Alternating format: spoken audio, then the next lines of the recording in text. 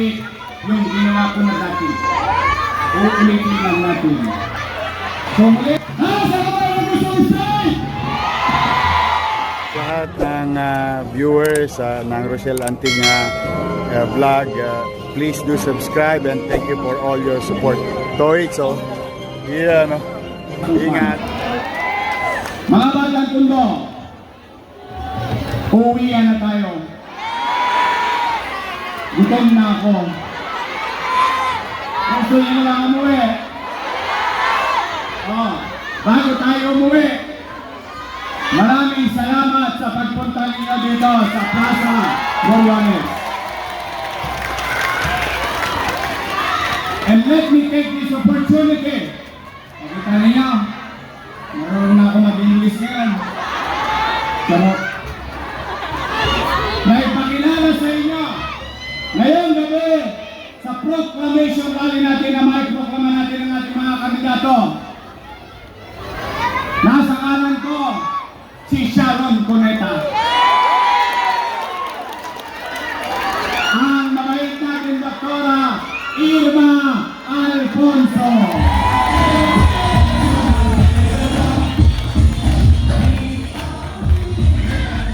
Ito naman, tatay niya pa na kasama ko. Mga kay Vice Mayor, kung siya ang tatay niya. Magaling ang kanyang ama. Magaling din siyang nakasama ko.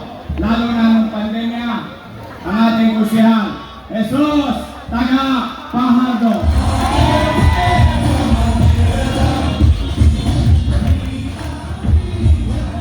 Unang tagpo pa lang yung chairman, kasama niya na ako. Naniniwala ako sa kanya noon, naniniwala ako sa kanya ngayon, at patuloy ako maniniwala sa kanya. Bobby Hernandez.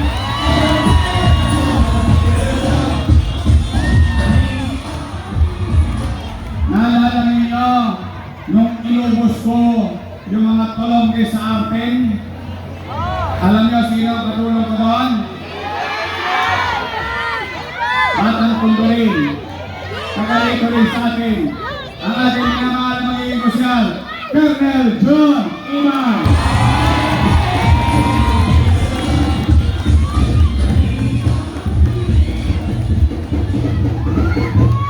Shout out sa mga kasinidad ko.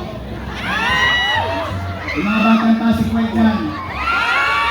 Naalala nyo ng bata tayo? Pag may basketball, magsusulisit tayo kay Pansay. Hoy! Shout out yung mga batang Bangkaso at saka Morsak. O yan, dinadayo natin ng araw yung ama niya. Bago naging congressman, nung po siya yun, natakot-takot na sulisit at inabot sa atin. Magaling ang kanyang ama. Magaling din na naging kusyal na kasama ko.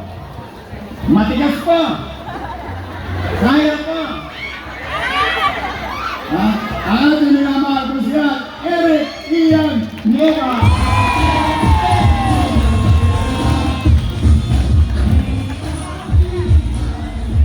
Noong dumating si Christine Reyes kanina, napansin ko yung mukha ni Ian.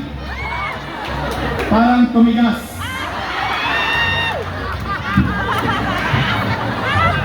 Tumigas yung panga. Kala ko ma-stroke na naman siya. Hindi. Halos maganda bali yun eh. Nakakalikon. Ang ating pinapakanulit natin. Eric Ian. Kompleto na ang kusyal niyo. Kompleto na.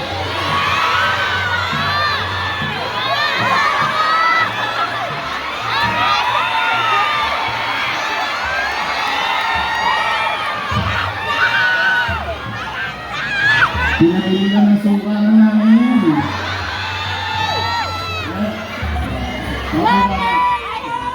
Ito ha, papaalala ko lang sa inyo. Noong 98, 1998, binoto ninyo akong pusuhan. 23 anyos din ako na. Ngayon, pasipol ka ako. Pero salamat sa inyo. Kahit sa murang edad, binigyan ninyo ako ng pagkakataon And I hope hindi ko naman kayo ipinahiya. Kaya naman, ito, 23 anyos din. Sino mas guwapo sa amin? Umalis kayo ng sagot. Ako pupirma ng ayuda. Sagot. Bigyan natin ang pagkakataon. Ayaw natin siyang matuto. Kasi nung araw, reklamo na reklamo yan. Alam niyo bakit? Ano nireklamo niya? Papa, why you come home so late? Always.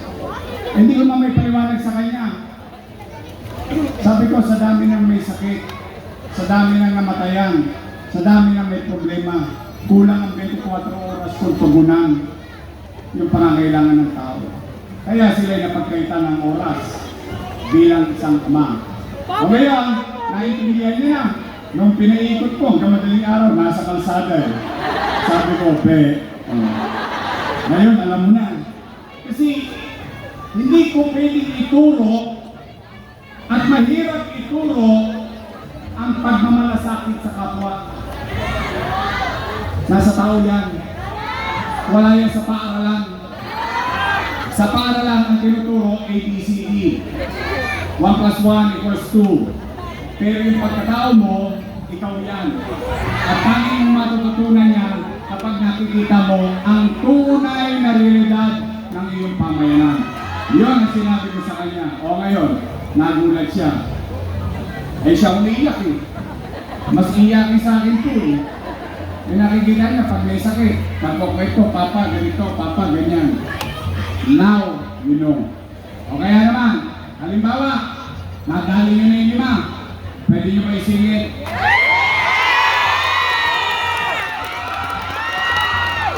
Isingit nyo na yung anak ng misis ko.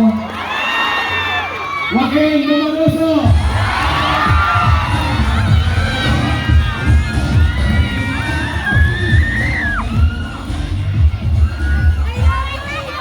Tingnan natin pag nag-lingkod siya yung anak.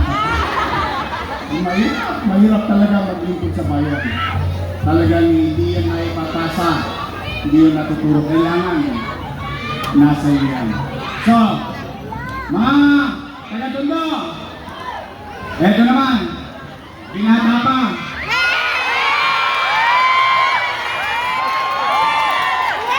Biasin pa. Taas na ang kamay ng dalaga nito. Parang makapagdala na kayo.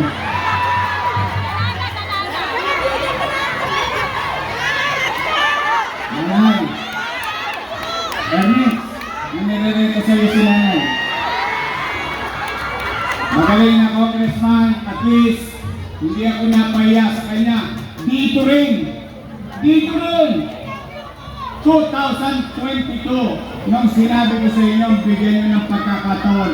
At least, kaharap ko kayo ngayon, masasabi ko, proud ako sa kanya. Ang ibabalik natin muli na congressman, Ernest Joshua!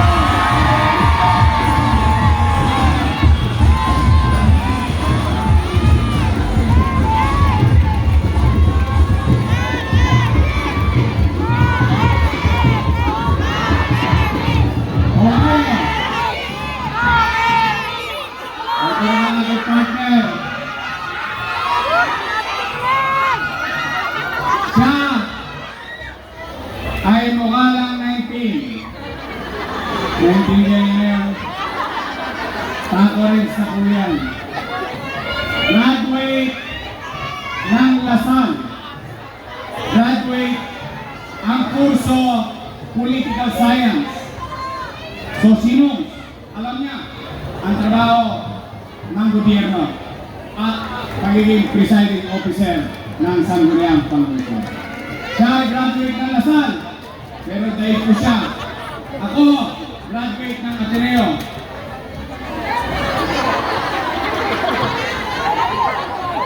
Parang ayaw nyo maniwala. Palibasa, marami akong kaklase dito. Ako ay Ateneo. Ateneo di Tondo. Tondo High School. Graduate ng Lasal, Political Science, aral sa kanyang ama, dating Vice Mayor and Presiding Officer. Gawin natin, ilagay natin ang maasahan nating Vice Mayor, Chief Atienza!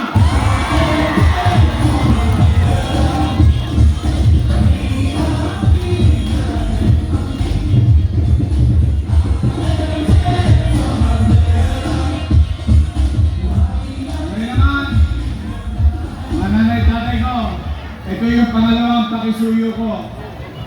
Kanina yung nauna, huwag kayong manihira, huwag kayong magsasakit ng damdamin ng iba, hayaan natin sila, we move on with our lives.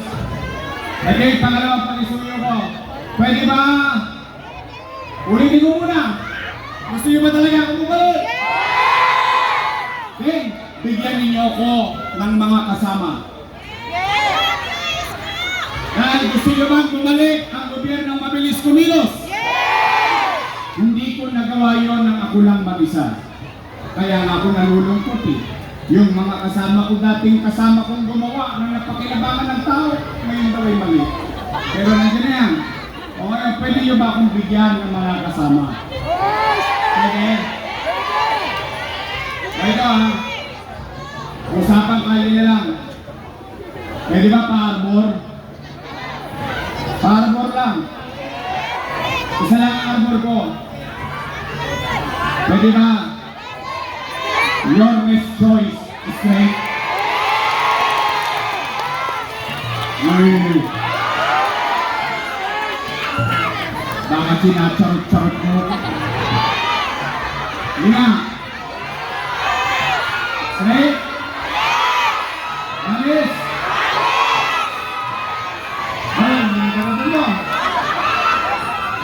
Pagkapos ng eleksyon, bibili ako ng dividendyaso.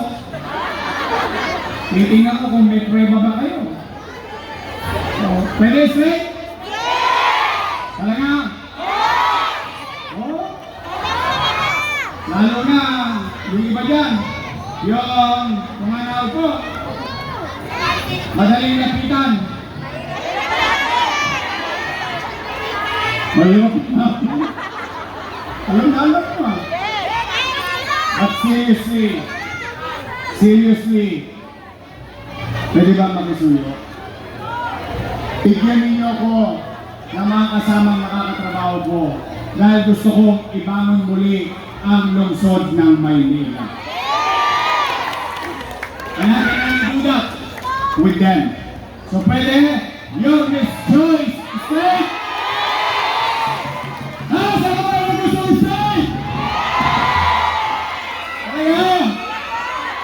Aasa ako. O, ang sukli ko sa inyo, pag kayo'y nagtotoo, maglilingkod ako ng maayos.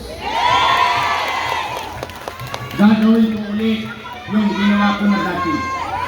Uulitin lang natin. So muli, tayo na!